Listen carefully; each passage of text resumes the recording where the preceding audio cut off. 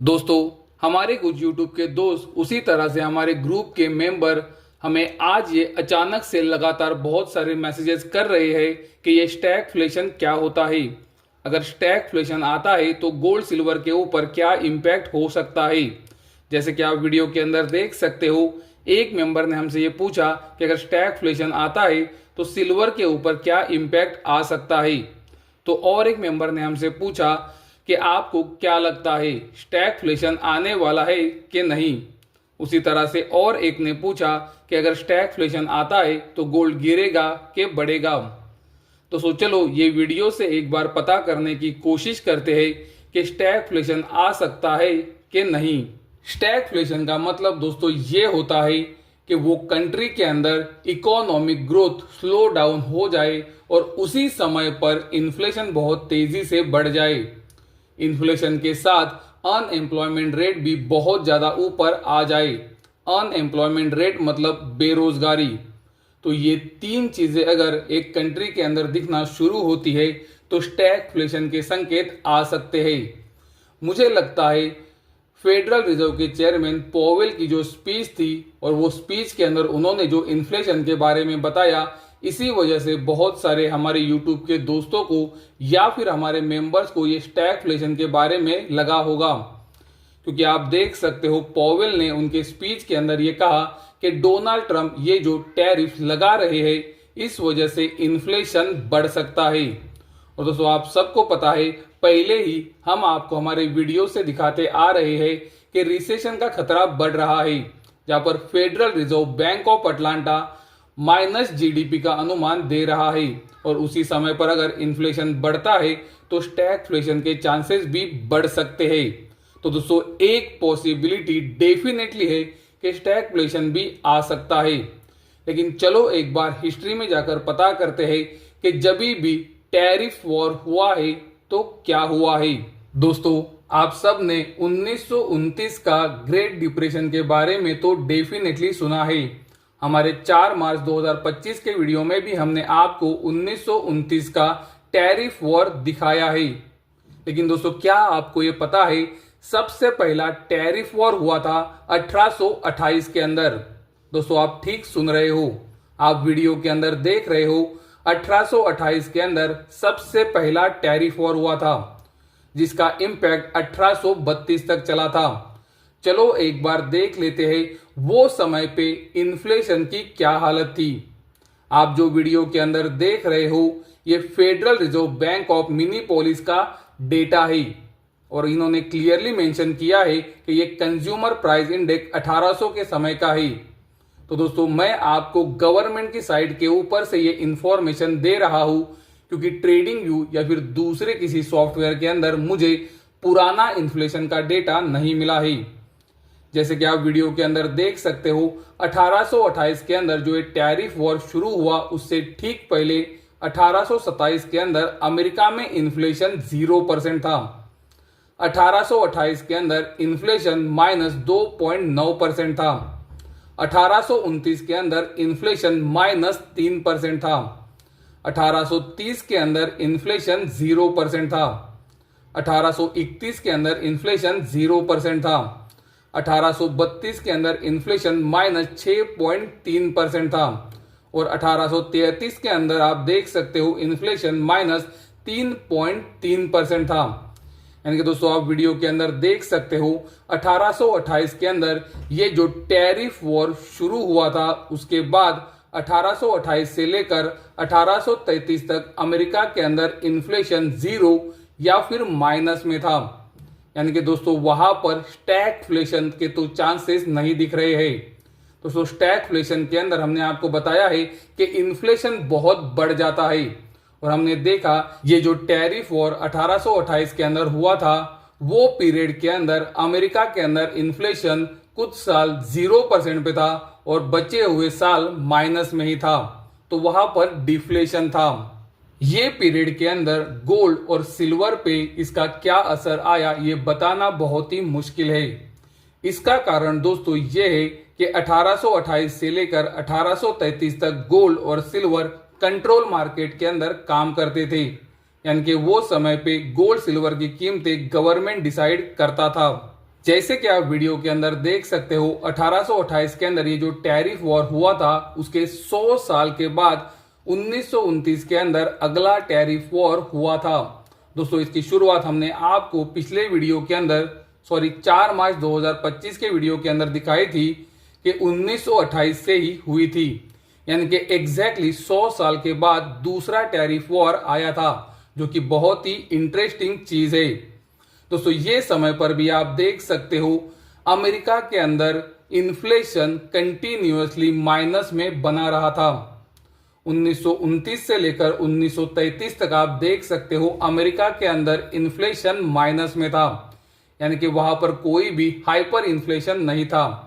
और इसीलिए दोस्तों शायद से ये पीरियड के अंदर भी स्टैगफ्लेशन नहीं आया था, क्योंकि जैसे कि हमने आपको बताया कि स्टैगफ्लेशन तब आता है जब इन्फ्लेशन बहुत ज्यादा बढ़ जाता है। लेकिन 1929 के समय भी आप देख सकते हो जब ये टैरिफ वॉर आया था तो अमेरिका के अंदर इन्फ्लेशन माइनस में ही काम किया था, और वो भी लगभग 1929 से 1933 तक। दोस्तों मैं आपको टैरिफ वॉर के बारे में इसीलिए बता रहा हूं कि आप देख सकते हो 1828 के अंदर पहला टैरिफ वॉर आया था, और वो समय पे आने वाले अगले 5 से 6 साल अमेरिका के अंदर इन्फ्लेशन माइनस में गया था। उसी तरह से 100 साल के बाद जब दूसरा टैरिफ वॉर 1929 के अंदर शुरू हुआ, वो समय पे भी हमने देखा कि इन्फ्लेशन अगले 5 से 6 साल माइनस में था। और दोस्तों लगभग 100 साल के बाद ही आप बोल सकते हो 2025 में ये तीसरा टैरिफ वॉर आया है। अमेरिका के राष्ट्रपति डोनाल्ड ट्रंप ने 2 अप्रैल 2025 को दुनिया की सभी कंट्रीज के ऊपर एक बड़ा टैरिफ लगाया है, और ये टैरिफ वॉर की एक्चुअल में शुरुआत हो गई है। दोस्तों अगर ये टैरिफ वॉर डोनाल्ड ट्रंप खत्म नहीं करते हैं तो मुझे लगता है पिछले 2 बार यानी कि पिछले 2 टैरिफ वॉर के समय जो हुआ था फिर से एक बार हिस्ट्री रिपीट हो सकती है। यानी कि पॉसिबल है कि अगर डोनाल्ड ट्रंप ये टैरिफ वॉर को खत्म नहीं करते हैं तो आने वाले कुछ साल डिफ्लेशन भी आ सकता है, यानी कि अमेरिका के अंदर इन्फ्लेशन माइनस में भी जा सकता है। तो दोस्तों अगर हम हिस्ट्री को रेफर करते हैं तो जब भी टैरिफ वॉर हुए हैं अमेरिका के अंदर इन्फ्लेशन आने वाले समय में माइनस में गया है, तो वो समय पे स्टैगफ्लेशन नहीं आया है, ऐसा हमें हिस्ट्री बताती है। और दोस्तों अगर हम प्रिसाइजली देखें तो तीनों टैरिफ वॉर के अंदर 100 साल का डिफरेंस है। तो दोस्तों अगर हिस्ट्री रिपीट होती है और डोनाल्ड ट्रंप अगर टैरिफ को कम नहीं करते या फिर नहीं हटाते हैं तो पॉसिबिलिटीज बढ़ेंगी कि अमेरिका के अंदर इन्फ्लेशन माइनस में भी जा सकता है, और मैंने आपको 2 बार की हिस्ट्री दिखाई भी है। दोस्तों ऐसा इसीलिए हो सकता है क्योंकि टैरिफ्स की वजह से अमेरिका के अंदर ही गुड्स एंड सर्विसेज की कीमतें बढ़ने वाली है, और अगर गुड्स एंड सर्विसेज की कीमतें बढ़ेंगी तो उसकी डिमांड घटेगी, और अगर डिमांड घटेगी तो इकोनॉमिक स्लोडाउन डेफिनेटली आएगा। और दोस्तों अगर इकोनॉमिक स्लोडाउन आता है तो इन्फ्लेशन नीचे जाने के चांसेस भी ज्यादा रहेंगे, और हमने पिछली दोनों टैरिफ वॉर के अंदर ये देखा है। तो दोस्तों अगर हम हिस्ट्री को रेफर करते हैं तो टैरिफ वॉर के समय इन्फ्लेशन माइनस में गया है, यानी कि ज्यादातर समय डिफ्लेशन आया है। स्टैगफ्लेशन अगर आता है तो गोल्ड सिल्वर कैसे परफॉर्म कर सकते हैं? हमारे पास 1970 से 1980 का गोल्ड सिल्वर का बुल मार्केट है, जो समय पे अमेरिका में स्टैगफ्लेशन था। जैसे कि आप वीडियो के अंदर देख सकते हो अक्टूबर 1971 से फरवरी 1974 तक सिल्वर में तेजी थी। फरवरी 1974 से लेकर जनवरी 1979 तक आप देख सकते हो सिल्वर साइडवेज था, और जनवरी 1979 से आप देख सकते हो मई 1980 तक सिल्वर में फिर से एक बार बड़ी तेजी बनी। तो स्टैगफ्लेशन के पीरियड के अंदर सिल्वर ने कैसे परफॉर्म किया था ये आपके सामने है। उसी तरह से आप देख सकते हो नवंबर 1970 से अप्रैल 1974 तक गोल्ड में तेजी थी। अप्रैल 1974 से लेके अगस्त 1976 तक गोल्ड में गिरावट आई थी। अगस्त 1976 से लेके जनवरी 1980 तक आप देख सकते हो गोल्ड में बड़ी तेजी बनी थी। तो दोस्तों स्टैगफ्लेशन के समय गोल्ड ने कैसा परफॉर्म किया था ये भी आपके आंखों के सामने है। अगर अमेरिका के अंदर डिफ्लेशन आता है तो गोल्ड सिल्वर कैसे परफॉर्म कर सकते हैं, जैसे कि मैंने आपको वीडियो के अंदर बताया 1828 के टैरिफ वॉर के समय गोल्ड और सिल्वर कंट्रोल मार्केट में काम करते थे, यानी कि गवर्नमेंट गोल्ड सिल्वर की कीमतें डिसाइड करता था।